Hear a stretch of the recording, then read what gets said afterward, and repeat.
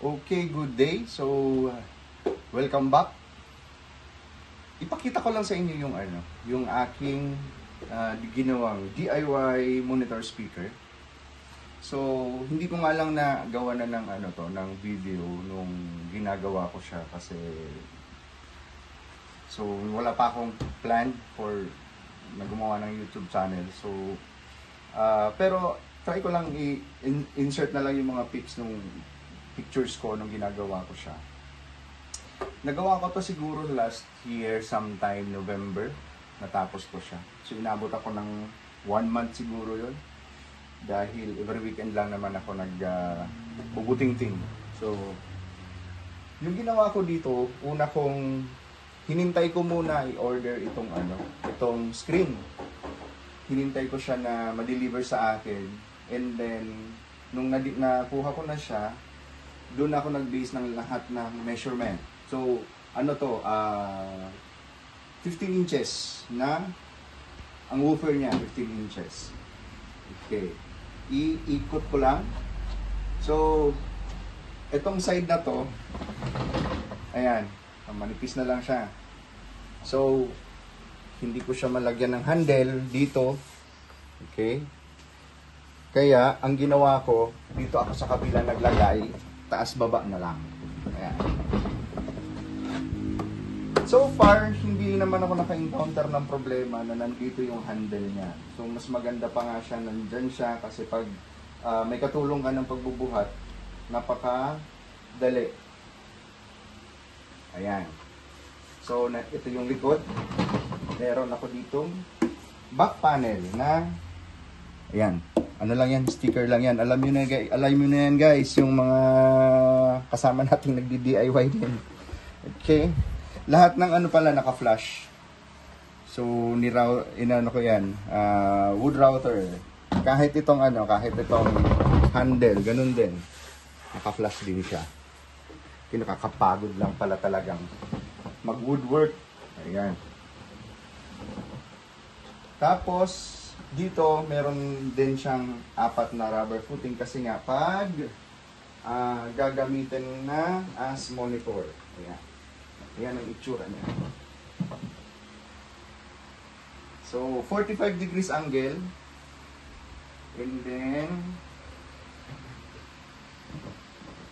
meron siyang parang nakalubog dito sa part na to ng screen. Kaya nailagay ko yung sticker ko dyan. Sticker ni Townman Audio. Tapos, ito yung ilalim. So, may 4 na rubber footing din, and then may plunger. Din siya, naka-flush din. Okay? Pati yung side, naka-flush din siya. Sige. Buksan natin. Pakita ko sa inyo yung loob kasi meron ako dito mga tweaks na ginawa. Asan yung ito kasi guys, meron akong dito. Yung speaker nito, yung woofer nito, galing ito sa aking subwoofer na 15 inches. Kaya lang, medyo bitin ako dun sa, hindi lang sa tunog, pati sa itsura, medyo nagbitin ako kasi maliit yung speaker niya compared dun sa box. So, nung sinukat ko, pwede naman siyang i-upgrade into 18 inches. Kaya, yung subwoofer ko, pinalitan ko ng 18D na Mecman Viper. Mecman Viper 18D. Yan. Subuksan natin para mapakita ko sa inyo yung ginawa ko dyan. So, ayan. Yung speaker nga pala nito na 15 inches is yung Live Tsunami Storm. Live Tsunami Storm at 7K. 700 na yun 700 watts. Tapos, yung kanyang compression driver is Kevlar na yung T3. So, 300 watts. So, in total, 1,000 siya. Pero, 1,000 watts siya. Pero, alam naman natin na max power yung 1,000 watts na yon. So, I assume na laging kalahati ang kanyang RMS. So, 500 watts. Ayan. So, matigas lang. Kukuha kayo ng tang prime.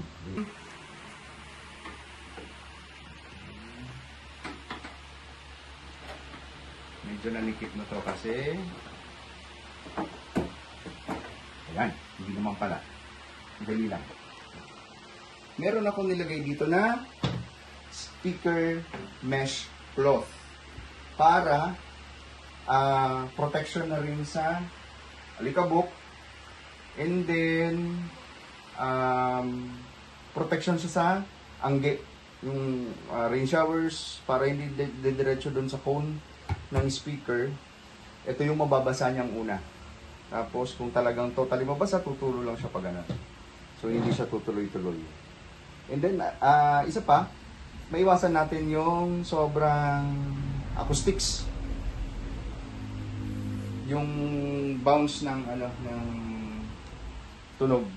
So baka hindi natin namamalayan saan nang gagaling yung mga tunog. Ayan. Parang nag-serve siya as damper din. Nilagyan ko din tong damper sa loob. Para may moisture. Oh. Okay, naka-stuck kasi ito sa likod. So ito yung Tsunami. Ayan. So hindi naman to, syempre, pag ibabalik ko na, so hindi na natin kakasama sa video para hindi tayo matagal. Papakita ko lang. Naglagay din pala ako ng yung kulay white na acoustic foam. 1 inch.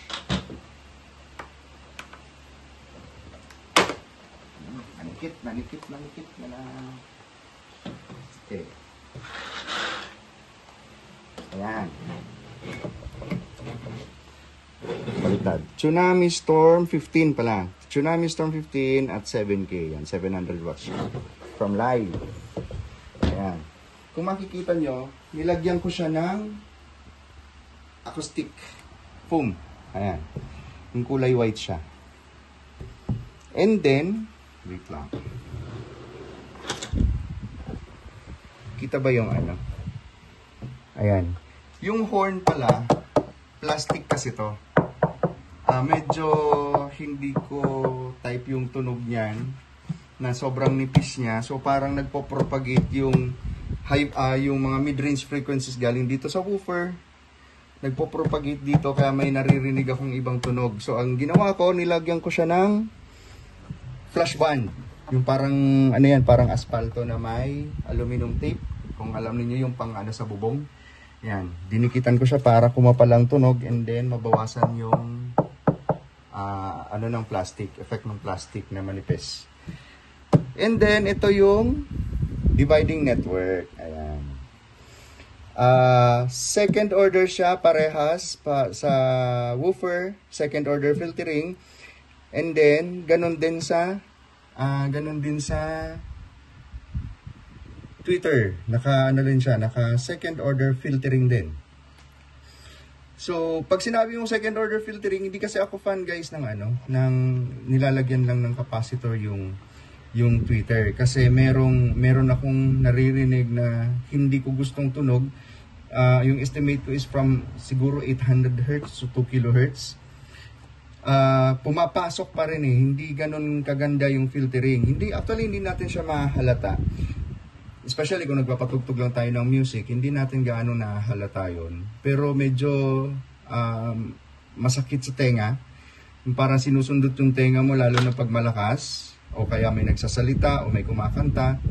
So, kaya ang talagang preferred ko is yung second order filtering. Both para maganda yung para maganda yung crossover ng frequency mo, low and high.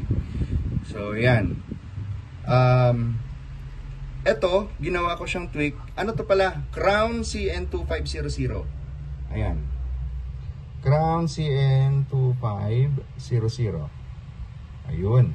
Tapos, ito, yung resistor niya, ito yung current limiting resistor. Pinalitan ko rin siya kasi yung original yata nakakabit dito kung hindi ako nagkakamali. 3 ohms lang. So, ang pinalitan ko siya ng 15 ohms. Ayan. Tapos ito naman, ito yung protection resistor niya. Ito yung may nakaparallel na bulb as protections. Okay. So, kaya yan ang ano ko kasi pag medyo ang gusto ko kasi sa speaker system is ang gusto ko kasi sa speaker system yung parang gusto ko tamang-tama na yung timpla. Pag patugtog ka, i-unity gain mo lang lahat, volume, channel fader, master fader, i-unity mo lang, and then lahat ng tone mo nasa gitna lang. Gusto ko pag pinatugtog ko siya, yung speaker na to, gusto ko, so yung pwede na, yung tunog. So para may headroom ako, kunyari yung tone mo, yung bass mid treble mo, pag medyo malaki pa yung headroom mo, pang boost and pang cut. Kasi kung medyo malakas yung high, yung ating tweeter, pag masyadong malakas na, so malamang pag unang patugtog mo pa lang, hindi ka pa nagtitimpla, unang pihit mo pa lang, baka nasa 10 o'clock na kaagad yung high mo kasi sobra-sobra yung binubugan nito. So kaya tinaasan ko yung current limiting resistor from 3 ohms, ginawa kong 15 ohms. Ayan. So, siguro, sa susunod na video, yung testing nito para baka gumawa pa ako ng comparison para maiparinig ko sa inyo kung ano naman yung tunog nitong DIY monitor speaker natin. Ayan. Okay, yung tungkol sa gastos. Ayan. Inabot ako dito ng, asan ba yung kodigo? Ayan.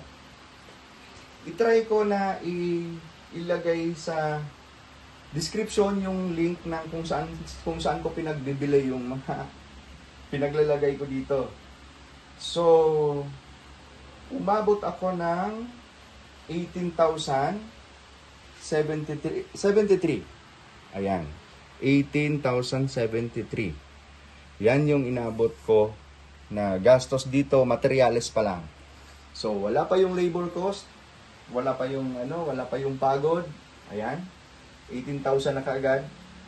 So, kasi naman, kung nakita nyo, handpick yung mga materyales, pati screen, yung screen mesh, yung front na speaker, na screen, steel mesh is 1,768. So, kalimutan ko lang yung binilang ko nito, yung seller na sa Lazada, parang Mindanao pa galing. Okay? Tapos, ayan, maraming nakalista. Yung backplate, yung kaya lang yung mga less than 500, may 800. Yung tweeter horn pala, 800. Pero siguro sa susunod na gagawin ko, ang ilalagay ko na tweeter horn, yung yung aluminum diecast. Yan, aluminum diecast. Para talaga makapal na siya. Para pure na yung sound lang ng compression driver talaga yung ilalabas niya. Hindi magpo-propagate dito sa plastic na horn na to. So kung yung tunog nito nung wala siya, hindi ko siya nilagyan ng hindi ko dinagdagan yung kapal niya para talagang talagang malakas ang tunog na pag kinatok mo ganun. So talagang yung sound na napoproduce nito tumatama diyan, so nagpo-propagate pa siya diyan. Tapos yung mga hindi masyadong na-cut na frequency, 2,000 and below, yan. Nagpo-propagate pa dyan. Kaya medyo naririnig ko yung iba yung tunog. So, yun lamang po. Muna sa ngayon. So, kung umabot ka dito sa part na to, so, paki-subscribe naman para marami pa tayong video magawa. Thank you very much.